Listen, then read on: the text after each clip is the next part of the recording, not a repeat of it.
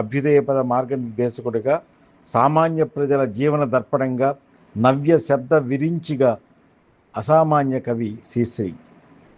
మానవుడైన ఆ సంగీతం మానవతే సంకేతంగా తన అభివ్యక్తికి ఆ వ్యక్తికి బహువచనం శక్తి అంటూ నినదించినటువంటి ఒక మహనీయ కవి, మానవతా కవిత్వ స్ఫూర్తిదాయక అటువంటి ఆ శ్రీశ్రీ మహాకవి శ్రీశ్రీ వర్ధంతికి సహృదయ నివాళులర్పిస్తూ, ప్రజాకవిత్వంలో ఎప్పటికీ అమరుడే కనుక నిత్య స్మరణీయుడే శ్రీశ్రీ.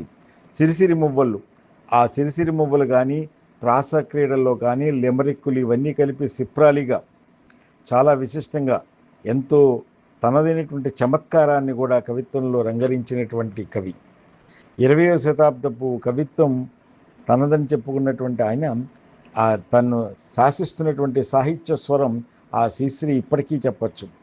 ఎందుకంటే